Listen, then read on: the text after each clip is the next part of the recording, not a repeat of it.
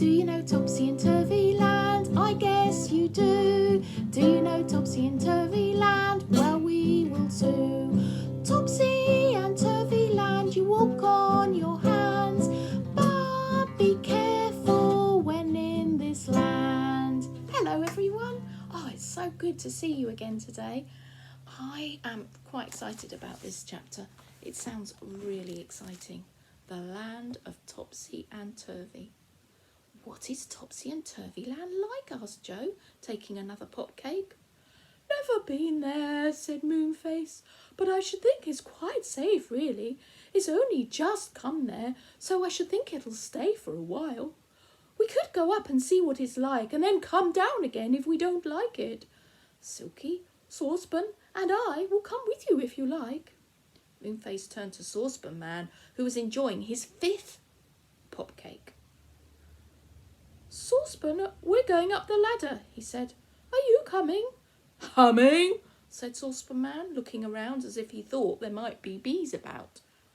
No, I didn't hear any humming.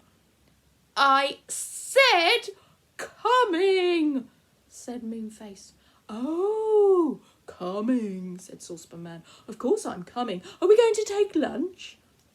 Yes, said Moonface, going to the curved door that opened to the tiny cupboard. I'll see what I've got. Tomatoes, plums, ginger snaps, lemonade.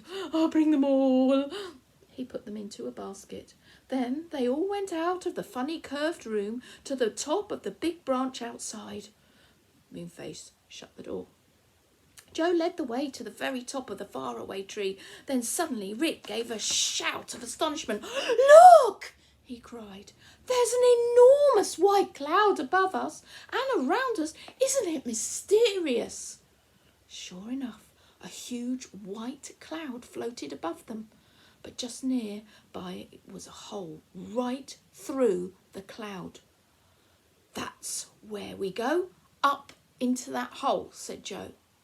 See that branch that goes up into the hole? Come on. They all went up the last and topmost branch of the Faraway Tree. It went up and up through the purple hole in the cloud. At the very end of the branch was a little ladder. Joe climbed the ladder, and suddenly his head poked up into Topsy-Turvy Land. Ooh, Topsy-Turvy Land. Then, one by one, all the others found their way up the ladder to the very top, and soon all 7 of them stood in this curious land. Rick was not used to strange lands as the others were.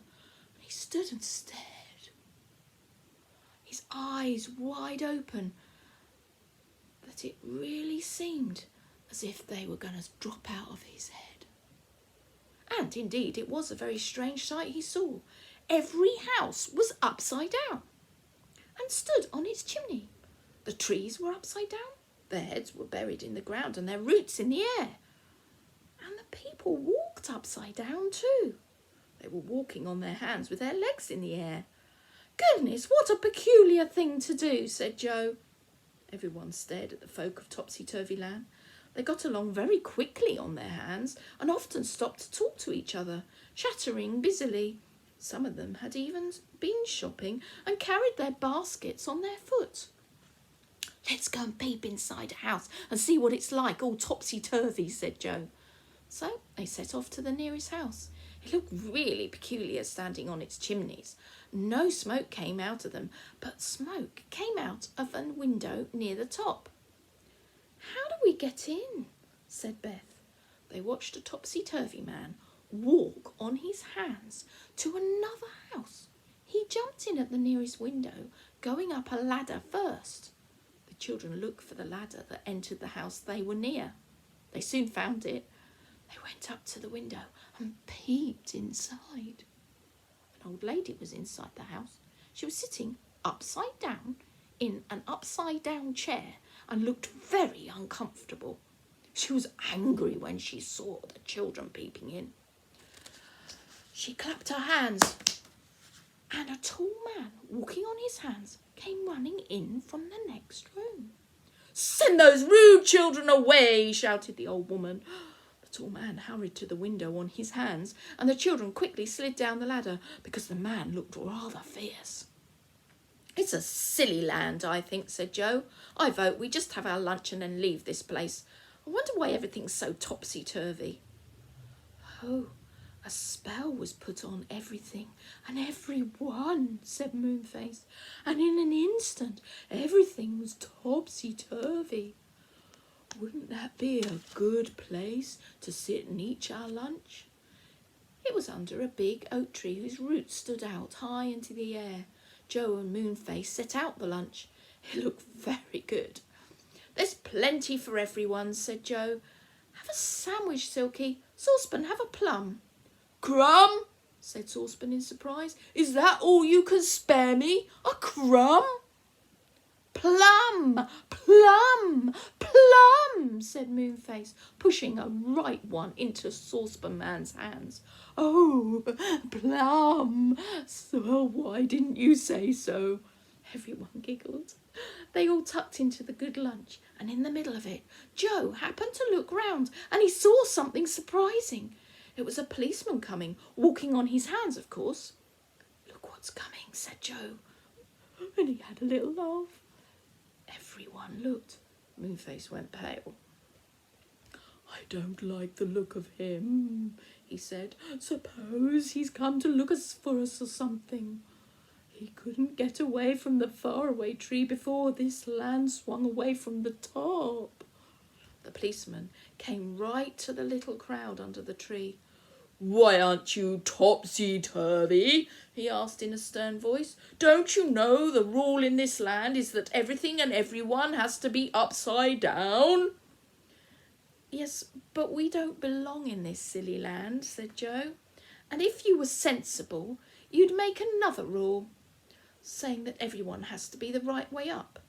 You've just no idea how silly you look. Policemen walking on their hands." The policeman went red with anger, and he took a sort of wand out of his belt and tapped it on Joe's head with it.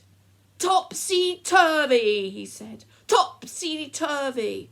And to Joe's horror, he had to turn himself upside down at once. The others stared at poor Joe, standing on his hands, his legs in the air. "Oh, fiddlesticks," cried Joe.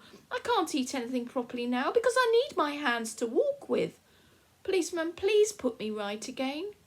"You are right now," said the policeman, and walked solemnly away on his hands. "Put Joe the right way up," said Rick, calling after him. So everyone tried to turn him over so that he was the right way up again. But as soon as they got his legs down and his head up, he turned all topsy-turvy again. He just couldn't help it because he was under the spell. A group of topsy-turvy people came to watch. They laughed loudly. "Now he belongs to topsy-turvy lands," they said. "He'll have to stay here with us. Never mind, young man. You'll soon get used to it." "Take me back to the faraway tree," begged Joe, afraid that he really, truly might be made to stay in this peculiar land. "Hurry!" Everyone jumped to their feet. They helped Joe along to where the hole ran through the cloud. He wasn't used to walking on his hands and he kept falling over. They tried their best to make him stand upright, but he couldn't. The spell just wouldn't let him. "It will be difficult to get him down through the hole," said Rick. "Look, there it is. I'd better go first and see if I can help him. You others, push him through as carefully as you can. He'll have to go upside down, I'm afraid." It was very difficult to get Joe through the hole because his hands and head had to go first. Moonface held his legs to guide him, and Rick held his shoulders as he came down the ladder so he wouldn't fall. At last, all 7 of them were through the hole in the clouds and were on the broad branch outside Moonhouse's face. Joe held onto the branch with his hands. His legs were still in the air. "Moonface, Silky, can't you possibly take this spell away?" he groaned. "It's dreadful." "Silky, what land is coming to the top of the faraway tree next?" asked Moonface. "Have you heard?" "I think it's the land of spells, said Silky. It should come tomorrow, but I'm really not sure. Oh, well, the land of spells. We can easily get a spell to put Joe right there, said Moonface, beaming. Joe, you must stay the night with me and wait for the land of spells tomorrow. The others can go home and tell what's happened. All right, said Joe. I can't possibly climb up the tree again if I'm upside down, so I'll just have to wait here. Mother will never believe it, though when the others tell her why I can't go home. Still, it can't be helped. They all went to Moonface's house. Joe stood on a chair, upside down. The others sat about and talked. Rick felt really sorry for Joe, but he couldn't help feeling a little bit excited. Goodness, if this is the sort of adventure that Joe, Beth and Frannie had, what fun things were going to be. The others began telling him all the adventures that they'd had. Silky made some hot chocolate and went down the tree to fetch some more pop cakes. When it was 5:30, Beth said they must go. Goodbye, Joe, she said. Don't be too unhappy. Pretend you're a bat. They always sleep upside down. Did you know that? And don't mind a bit. Come on, Rick. We're going down the slippery slip. Rick was excited. He took the red cushion that Moonface gave him and sat himself at the top of the slide, and Beth gave him a push. And off he went, round and round the inside of the enormous Faraway Tree, sitting safely on his cushion. What a way to get down the tree! And that's the end of chapter 3. So let's hope tomorrow with chapter 4, when the land of spells comes, that it helps sort Joe out. Do you think you could draw me a picture of Topsy-Turvy Land and post it on one of the messages?